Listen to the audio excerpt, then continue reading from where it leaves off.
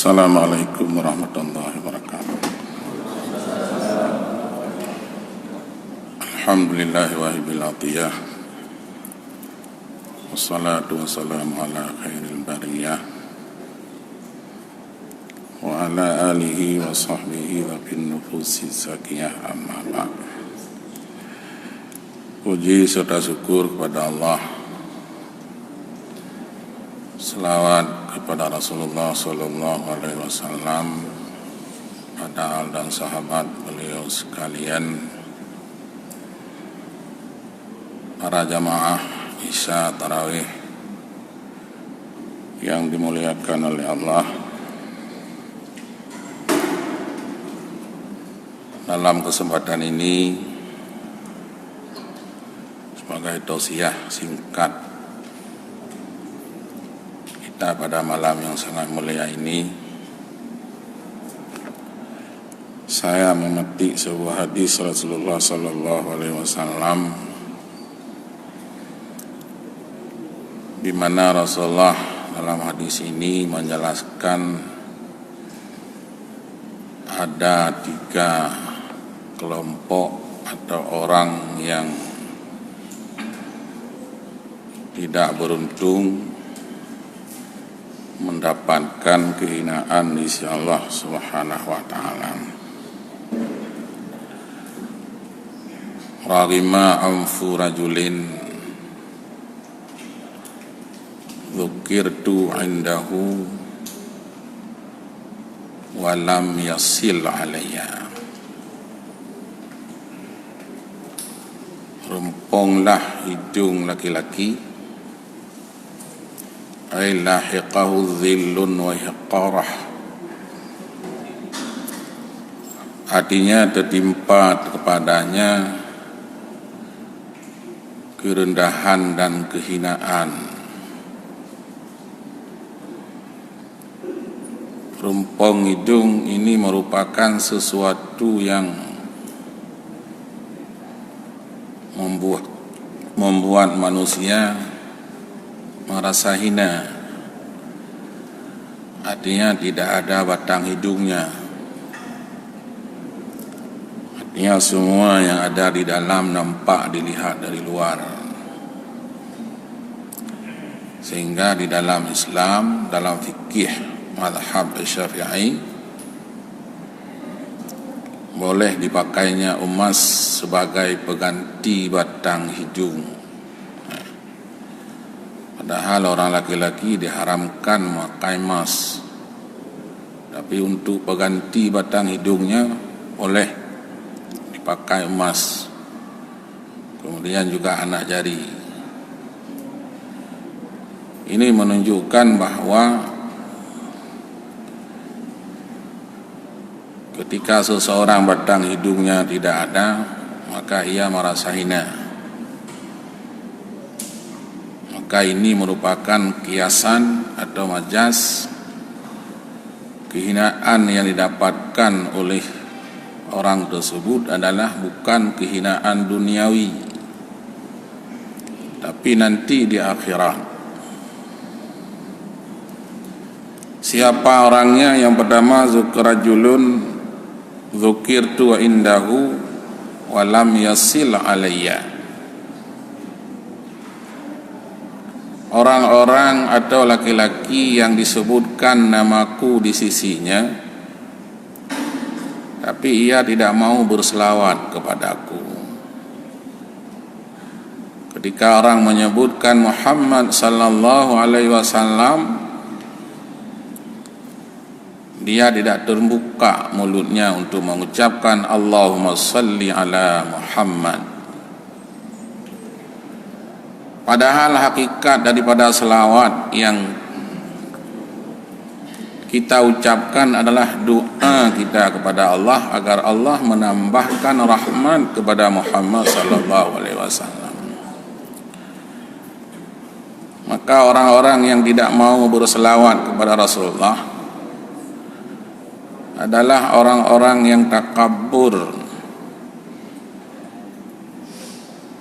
Padahal Allah Subhanahu wa taala sendiri juga mengucapkan selawat kepada Muhammad sallallahu alaihi wasallam.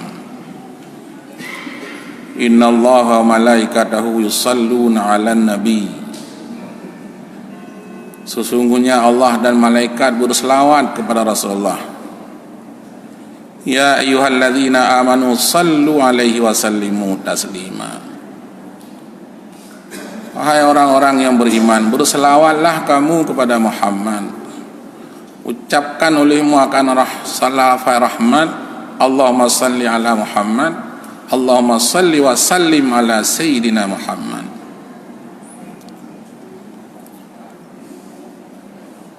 Karena pada hakikatnya kita berselawat kepada Rasulullah sallallahu alaihi wasallam adalah kita berselawat kepada diri kita sendiri. Rasulullah menyatakan, man shalla alayya marratan, barang siapa yang berselawat kepada aku 1 kali, sallallahu alaihi asyran, Allah akan berselawat kepadanya 10 kali. Selawat kita kepada Muhammad adalah doa, selawat malaikat istighfar, selawat Allah kepada Muhammad adalah rahmat. Begitu pula Allah Subhanahu wa taala, ketika Allah berselawat kepada kita 10 kali, artinya 1 kali kita berdoa kepada Muhammad sallallahu alaihi wasallam agar Allah menambahkan rahmat kepadanya, maka Allah akan melimpahkan rahmat 10 kali lipat kepada kita. Dan barang siapa yang berselawat kepadaku 10 kali, niscaya Allah Subhanahu wa taala akan berselawat kepadanya 100. Dan barang siapa yang berselawat kepadaku 100 kali, Allah akan berselawat kepadanya 1000 kali. Kemudian di akhir hadis, barang siapa yang berselawat kepadaku 100.000 kali, maka wajib di atasnya syafaatku. Akan mendapatkan syafaat Muhammad sallallahu alaihi wasallam. Lebih-lebih lagi syafaat uzuma, yang dimana pada rasul-rasul semuanya mereka melepaskan diri mereka sendiri. Mereka tidak sanggup untuk memberikan syafaat kepada kita nanti. Maka Nabi kita Muhammad sallallahu alaihi wasallam yang begitu sayang dan kasih terhadap umatnya, bahkan sampai-sampai surbannya sekalipun ia meletakkan di atas daun neraca, yang apabila umatnya itu selalu berselawat kepada Rasulullah sallallahu alaihi wasallam, maka bersering-seringlah kita berselawat kepadanya. Ini orang yang pertama. Kemudian yang kedua, gharima anfu rajulin wa indahu abawahu. Celakalah laki-laki yang di sisinya ada kedua ibu bapanya, au ahaduhuma, atau salah satu keduanya,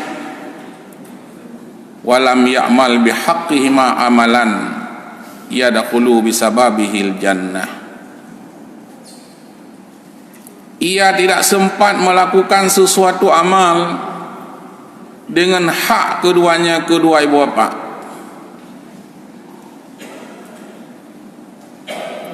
kemudian ia meninggal dunia, padahal dengan amal tersebut ia menjadi sebab ia dimasukkan ke dalam surga oleh Allah Subhanahu wa taala. Kaum muslimin sedang jamaah Isya dan tarawih yang dirahmati Allah Subhanahu wa taala,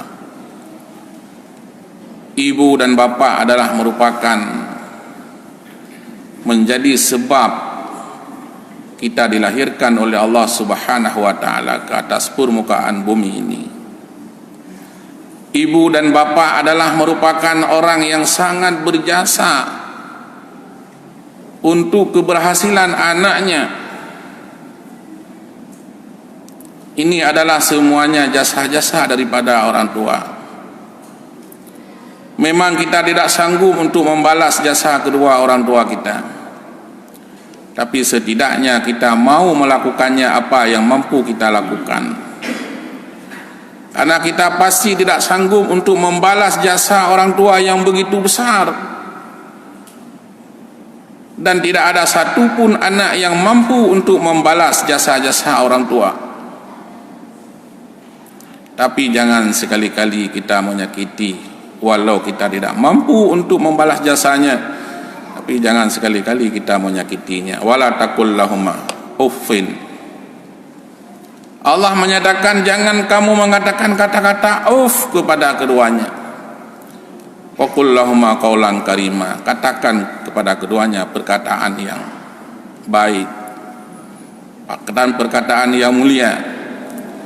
Di dalam ayat ini menunjukkan bahawa kita tidak boleh menyakiti terhadap kedua orang tua kita, karena begitu besarnya jasa-jasa orang tua terhadap anak. Ketika orang tua sukses, ketika orang tua berhasil, ketika orang tua menjadi sebuah kedudukan yang tinggi, pasti anak itu juga akan ikut menikmati semua apa yang didapatkan oleh kedua orang tua. Tapi sangat sedikit ketika anaknya sukses, bahwa orang tua itu akan dipertempatkan pada suatu sisi yang sebagaimana yang didapatkan oleh si anak. Bahkan sering sekali kita melihatnya bahwa ketika anaknya sukses, orang tuanya dijadikan sebagai babu dan pembantu di rumahnya. Inilah hal-hal yang tidak diinginkan, dan ini adalah merupakan murka Allah Subhanahu wa taala. Ridha Allah adalah pada ridha kedua ibu bapa. Marahnya Allah Subhanahu wa taala adalah pada marah kedua ibu bapa kita. Dan surga itu adalah sangat ketergantungan dengan kepada kedua orang tua kita. Bagaimana? Apakah kita ini orang yang durhaka terhadap kedua orang tua? Maka sekalipun kita beribadah, sekalipun kita berhaji berpuluh-puluh kali, tapi ketika kita tidak baik dengan orang tua, maka jangankan kita untuk dimasukkan surga oleh Allah Subhanahu wa taala, bau surga sekalipun tidak akan pernah didapatkan. Maka oleh karena demikian, berbuat baiklah kepada orang tua semasa dia masih hidup, dan apabila dia telah meninggal dunia, maka kita berdoa selalu kepadanya setiap sesudah salat 5 waktu, agar Allah Subhanahu wa taala mengampuni semua dosanya, dan Allah menjadikan kuburnya itu adalah sebuah kubur daripada kubur surga, dan jangan Allah menjadikan kuburnya itu adalah satu lubang daripada lubang neraka. Kemudian warahima anfu rajulin dakhala alaihi Ramadan wa madha Ramadan wa lam yughfar alaihi. Yang ketiga adalah laki-laki yang datang kepadanya bulan Ramadan, dan bulan Ramadan kembali kepada Allah Subhanahu wa taala.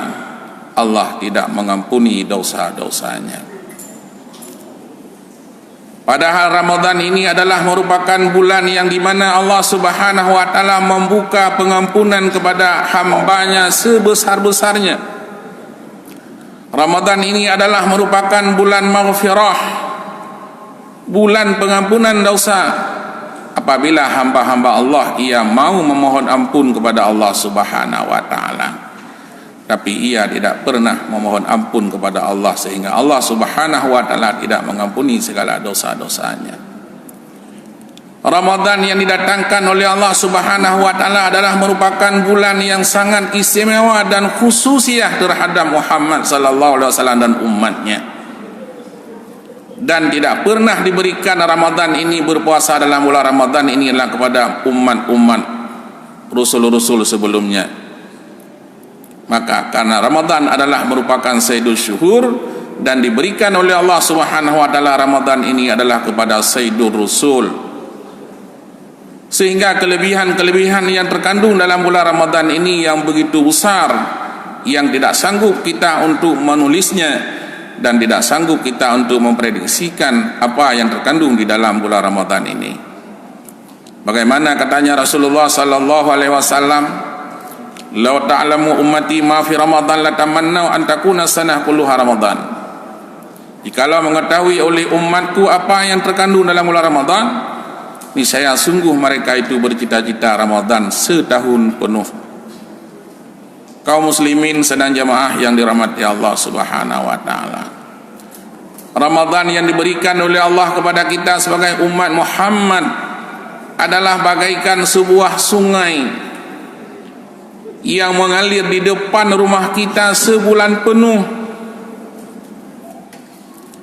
yang apabila kita setiap hari kita membersihkan diri dalam kolam, dalam sungai tersebut, tidak pernah kita membayangkan bahwa ada kotoran-kotoran dan daki yang tersisa di dalam pada badan kita sebagai kotoran yang hisiah. Begitu pula halnya dengan kotoran-kotoran yang maknawi. Ketika setiap saat kita dalam Ramadan ini kita mau memohon ampun kepada Allah Subhanahu wa taala, dan kita terus-menerus kita istighfar dan membaca Al-Quran dengan berbagai ibadah-ibadah lainnya, maka juga tidak terbayangkan, tidak pernah kita pikirkan bahwa tersisanya dosa-dosa di atas badan kita secara maknawinya.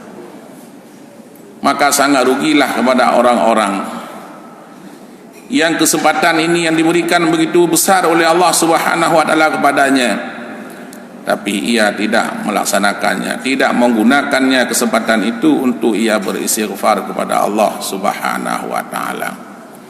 Kaum muslimin sedang jamaah Isya Tarawih yang dirahmati Allah Subhanahu wa taala. Maka orang-orang yang rugi adalah orang-orang yang tidak menggunakan kesempatan-kesempatan yang Allah berikan kesempatan kepadanya. Padahal semua ibadah-ibadah yang diperintahkan oleh Allah Subhanahu wa taala kepada kita adalah semuanya adalah pada ujung-ujungnya adalah maghfirah. Salat yang diwajibkan oleh Allah Subhanahu wa taala kepada kita sehari semalam 5 waktu misalnya, ini adalah antara satu waktu ke waktu adalah mukaffiratul lidhunub. Dari salat subuh, dari salat subuh ke salat zuhur, kita melakukan dosa kepada Allah Subhanahu wa taala. Kemudian waktu kita melakukan salat zuhur, maka dihapuskan dosanya oleh Allah Subhanahu wa taala. Kemudian daripada salat zuhur sampai salat asar kita berdosa kepada Allah Subhanahu wa taala. Kemudian kita melakukan salat asar, maka dosa dihapus oleh Allah Subhanahu wa taala. Kemudian sesudah salat asar kita berdosa lagi kepada Allah, maka salat maghrib juga mukaffiratul lidhunub, Allah mengampuni dosa kita. Begitu pula salat isya sampai salat subuh, kita berdosa kepada Allah Subhanahu wa taala, maka Allah menghapuskan dosa-dosa kita dengan salat 5 waktu itu. Kemudian Ramadan mukaffiratul lidhunub, antara Ramadan dan Ramadan adalah juga Allah menghapuskan dosa-dosa kita. Maka begitu besarnya nikmat Allah, begitu besarnya kasih sayang Allah kepada hambanya, selalu Allah memberikan kesempatan-kesempatan kepada hambanya agar ia membersihkan dirinya daripada berbagai macam dosa-dosa.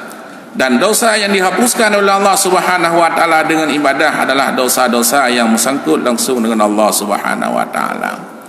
Adapun dosa yang ada hubungannya dengan adamin, maka ia harus bertobat dengan secara khusus. Kita harus meminta halal dan minta maaf kepadanya. Kalau tidak, Allah tidak akan mengampuninya.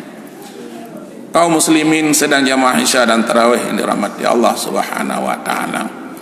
Jadi maka jangan kita menganggap bahwa ibadah yang diperintahkan oleh Allah Subhanahu wa taala kepada kita ini adalah diambil manfaat oleh Allah Subhanahu wa taala. Padahal sesungguhnya adalah semua itu adalah manfaat kembali kepada si hamba itu sendiri. Maka orang-orang yang tiga macam tadi, orang-orang yang tidak mau berselawat kepada Rasulullah sallallahu alaihi wasallam, orang-orang yang tidak berbakti kepada orang tuanya semasa hidupnya, bahkan sesudah matinya ia tidak sempat dan tidak pernah ia berdoa kepadanya, dan orang-orang yang datang Ramadan kepadanya tapi ia tidak sempat untuk memohon maaf kepada Allah, memohon ampun kepada Allah Subhanahu wa taala, dan Allah tidak mengampuni dosanya, maka orang ini adalah orang-orang yang sangat hina dan orang yang sangat rugi di sisi Allah Subhanahu wa taala. Inilah yang dapat disampaikan dalam kesempatan ini, mudah-mudahan menjadi manfaat hendaknya. Assalamualaikum warahmatullahi wabarakatuh.